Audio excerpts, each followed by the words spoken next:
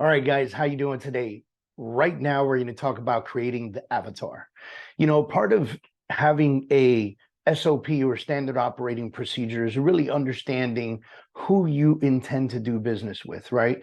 You have to set the standard for your business or your team or your brokerage or your branch or whatever it is that you have.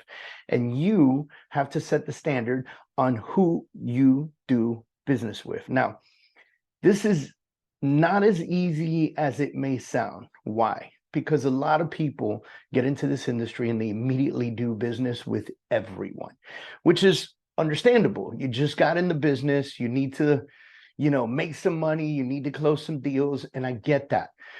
But over time, what begins to happen is you begin to spread yourself too thin and you begin to try to know everything or a little bit about everything, and then you become the expert of everything and the master of none, right? And so what we're trying to do is get you to master what it is that you want to work on. So let's talk about the avatar real quick and what that really means, right? So when we talk about an avatar, first of all,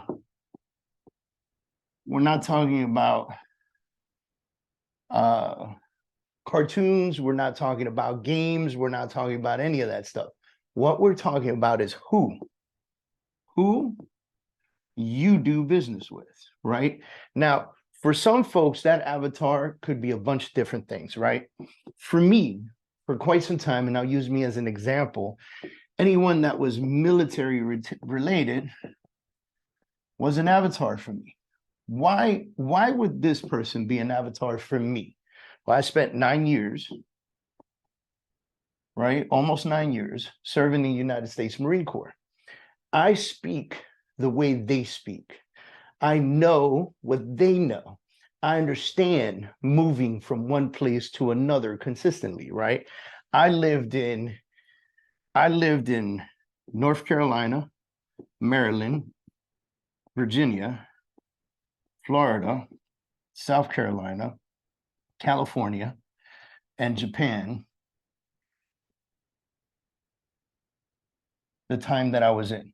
That's 1, 2, 3, 4, 5, 6, 7 places in less than 9 years. So when you have that type of experience, the folks that are coming to you that are military based, they get that. And a lot of them, believe it or not, come out of the military, they live somewhere for 2 to 3 years, and then they get impatient, like they feel like they need to move again. The stability is not there yet. And for some folks, it may never be there. And because we speak and understand each other, well, it works out really well. Now, my wife, for instance, she is not a veteran, but because my wife spent so much time with me and around our Marine Corps buddies and doing all the crazy stuff that we do, and she understood, she began to understand us. Then she began to sit around and listen to stories of PTSD and things of that nature. She became to adapt. And so your avatar can adapt over time. Now, if you are into flowers, I don't know, I'm just making stuff up here, right? If you're into flowers, maybe you should be focusing on people who are into flowers. How do you find people who are into flowers? I'm sure there are flower conventions, there are flower meetups, there are nurseries that people go to, there are Facebook groups for people who love flowers. There are Facebook groups for everything. By the way, there are Facebook groups for people who love butterflies. There are Facebook groups for people who love flowers. There are Facebook groups for people who love bicycling, motorcycles, you name it, they're in there. And that's how you can really do a great job at finding your avatar. I love Harley Davidsons. I rode one for years. My wife rides her own bike. We love Harley D, right? And so if I joined a Facebook group and all we do in there is talk motorcycles, and parts and where we've been and places we're traveling, and somebody says, hey, I'm moving to Miami, well, I'm jumping on that like white on rice. Why? Because we're speaking the same language. We have similar interests. We're on the same tone. And so when I meet this person that wants to move to Miami, I'm probably going to meet them on the Harley Davidson and we're going to go see some properties, right? Look, the point is, when you have an avatar, you get to have focused marketing.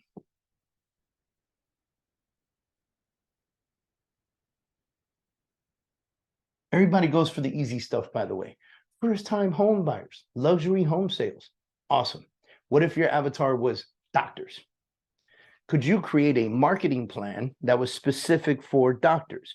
And if you understood how doctors operate, how their schedules work, the availability that they have and don't have to look at properties or put their properties for sale or things of that nature, busy jobs like attorneys, right?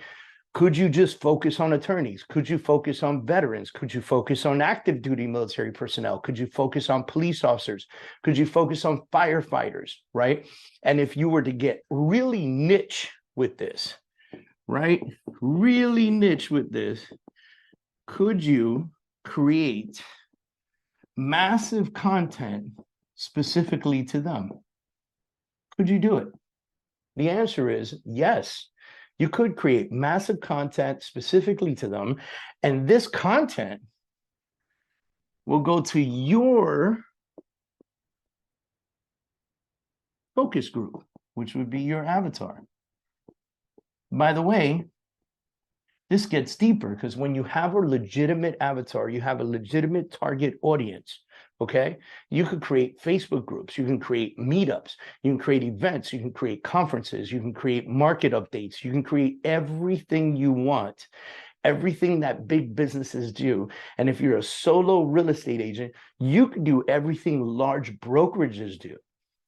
Seek out for partners, get together with some folks, put some money together, create an event for these folks, and really go in on the avatar.